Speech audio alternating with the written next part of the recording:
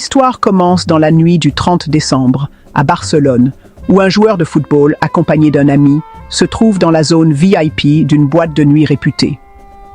Le détail qui pourrait attirer l'attention est le suivant.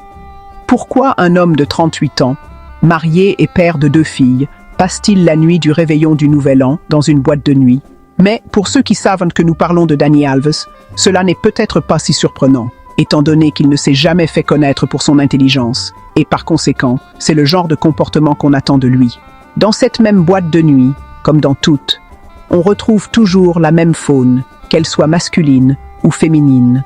Et dans cet environnement, ce dicton bien connu est on ne peut plus clair. Dieu les crée et le diable les rassemble. Dani Alves et son ami, évidemment, cherchèrent de la compagnie féminine et ont invité 3 jeunes femmes à les rejoindre.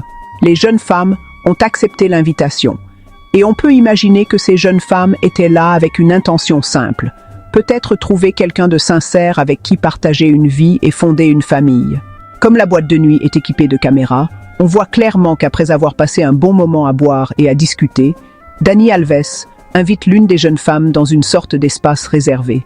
J'imagine la surprise de la jeune femme alors qu'elle se dirige volontairement vers lui, essayant d'imaginer ce qu'il y a derrière cette porte. Et, bien que nous sachions aujourd'hui que la jeune femme fréquente régulièrement les fêtes, nous devons croire qu'elle n'aurait jamais pu deviner les intentions de Dani Alves à ce moment-là. Comme il n'y a pas de caméra dans cet espace réservé, ce qui s'est passé là-bas a donné lieu à 2 versions très différentes. Et moi, personnellement, je peux croire aux 2. Mais la justice doit fonder ses conclusions sur des preuves concrètes. La version de la jeune femme est qu'en entrant dans l'espace réservé, Dani Alves l'a emmenée de force dans les toilettes, où il l'a touchée et elle a résisté à lui faire une fellation, et qu'il a fini par la pénétrer vaginalement.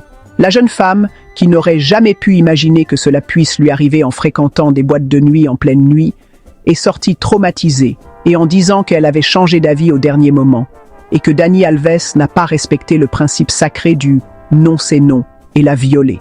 Dani Alves est alors traduite en justice, où il déclare ne pas connaître la jeune femme, motivé par ce que sa femme pourrait penser. Finalement, il reconnaît avoir été avec la jeune femme et, dans sa version, affirme que la relation sexuelle entre eux était consentie et agréable. Mais le tribunal provincial le condamne, en se basant principalement sur la fermeté avec laquelle la plaignante expose sa version au tribunal. Ainsi, le tribunal pose comme principe de condamnation que le consentement doit être donné non seulement pour l'acte sexuel dans son ensemble, mais pour chaque pratique spécifique que l'on souhaite réaliser. Il n'a manqué que de dire que l'idéal serait de l'authentifier chez un notaire avant chaque acte. L'histoire atteint son apogée lorsque, après 14 mois de prison, l'avocate de Dani Alves, Inés Guardiola, parvient à faire réviser l'affaire par le tribunal suprême de Catalogne et à obtenir un jugement très différent, innocentant Dani Alves, principalement en raison de la mauvaise conduite du tribunal provincial.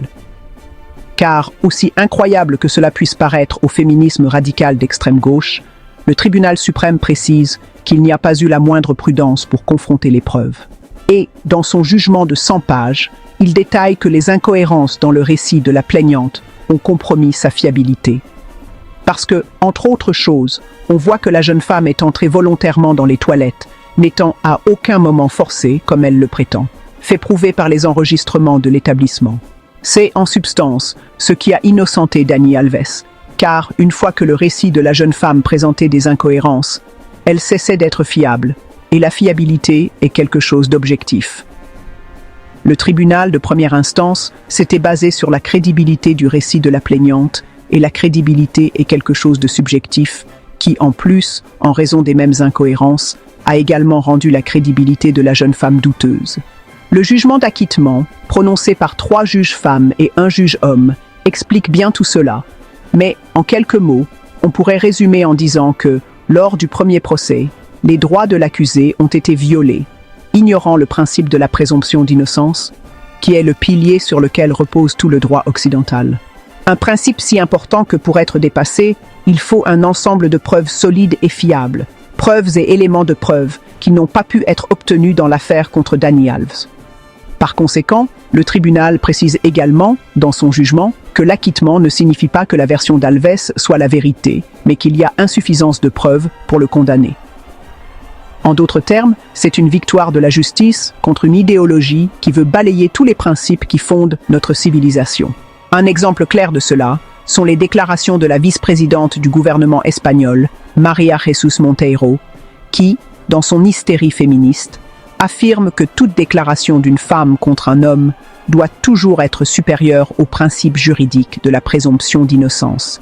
C'est ce genre de folie qui gouverne l'Europe, mais qui, heureusement, est en déclin. Et nous verrons bientôt comment cette médiocrité disparaîtra dans le trou noir de l'histoire, d'où elle n'aurait jamais dû sortir. Bonne chance et bonne santé à tous.